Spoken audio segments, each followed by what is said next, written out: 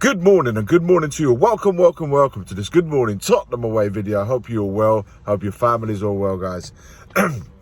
I've got no voice left after last night's heroics we are Tottenham TV studios with Nick. I've got an almighty sore throat. Late one last night, early one this morning for work, but here we are. Living a dream, guys. Look, a 3-1 win, a good win. A win that also, I have to say, with their goal at the end, keeps us on our toes for the return leg. My fear was, and I've had a little bit of time to think about it from last night, my fear was that perhaps going back to Norway with a 3-0 lead, of course it would have been a lot better, of course. I would agree with that. But it may have relaxed us maybe a little bit too much, and it's something that this team, this club, this manager cannot afford to lose. We all kind of, as a fan base, we cannot afford to do that. So for me, that one goal they got, as yes, it's given them a lifeline by keeping the tie alive for them, and they will probably go in confidently that they can do the job at home, but it also puts our back up knowing that the job is only half done and much is still, a tie is never over in the first leg, no matter what the score is. Even if at 3-0, I still wouldn't relax on that alone. So that one goal is enough for me to say, look, we need to be on our guard and we need to go and get the job done. And remember, 2 results or 3, a draw and a win will see us through. But I feel also, going there, perhaps even scoring first, could really put the pressure on them and open them up to conceding more. So because they would have to then come forward, and we know the story. So we could always top up those goals there. We know we could score against them. We did it 3 times at home last night. So scoring against them isn't an issue. Conceding goals for us always has been an issue this season, so no difference for tonight, from last night. A lot of people in the chat did say that the prediction was going to be a 3-1 because they always believe that we're going to concede a goal, and we did. And that's the disappointing, is the fact that it's not so much we conceded a goal, because that can happen in the course of a game. It's the fact that it happened at a point of the match where we should have just tightened things up. We were 3-0. If we got the 4th, great. If we didn't, we had a 3-0 lead. It was the timing of it. It wasn't that time. You think to yourself, perhaps we could have reinforced defensively with a player already on a yellow card. Perhaps we should have looked into bringing Danso or Davis on to shore up that middle of the defence and make sure that we saw the game out without conceding a goal.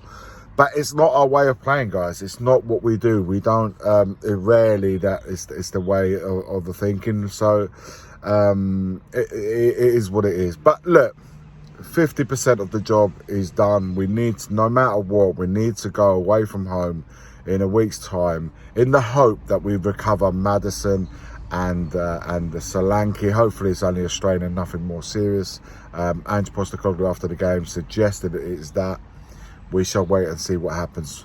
Will they have any part involved in the weekend's game against West Ham? I don't think so. I think they will be rested, and they will be available for the second leg of the Europa semi-final.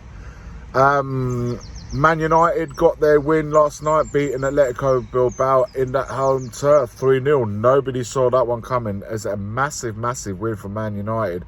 It just goes to show this latter, in this competition, a European competition, their name still has and holds value and of importance. And certain players, they've clearly been a team that have underachieved. They've had a lot of ups and downs, manager changes and all of that. So in the league, they've been inconsistent to the point the same as Spurs, but in Europe they've got their act together, and they do have important players that turn up in big games, and that they did with Bruno Fernandes scoring twice, and that puts them in a big driving seat at home at Old Trafford in front of their fans with a 3-0 lead away from home. You'd have to really a tremendous I don't know. I mean, something tremendous would have to happen for Man United not to make that final. So it could potentially be an all-English final. But we mustn't look too far ahead. I said this last night, and I'll continue to say that because I know how happy we can be as a fan base over what happened last night. It's a good win, a very valid win, a 3-1 that even I would have taken before the kickoff. But the job is yet to be completed. So we need to stay calm, remain calm, and not think too far ahead, because we've got a London derby coming up this weekend against West Ham. I could see a massive rotation happen. I could see half of the team at least be changed. And give those guys the opportunity to play for some, to get some minutes, get some game time, but also push the probably the starting 10, 11 that are going to be playing against Bodo Glimt. They should really make it difficult for the manager to leave them out. I'm thinking of Jess Spence. I'm thinking of the Papa Matasar, Odobert and Kulusevski and Tell, who came on as subs. Wasn't overly impressed with the subs yesterday. Not for them coming on. I'm fine with them coming on. I think they were good substitutes to make. I wasn't impressed with their impact in the game. I think they should definitely want and demand more. First of all, of themselves, add more coming on from the bench. But they did what they had to do yesterday in terms of what the game needed. But I still want to see a bit more from them, a bit more dynamism from them. An attacking threat in front of goal. I didn't think that they provided that last night. But against West Ham, it may be an opportunity for them to do just that and to really put their name in the hat for a starting place against Bodo Glimt. Yeah, so guys, be happy for the win last night. Incredible atmosphere. Brilliant atmosphere. And that's how a TIFO's done, guys. That is how you put a TIFO up. Not that shower curtain you lot put up last week or earlier on the week. You know who I'm talking about. So yeah, it's a good win, a good atmosphere last night.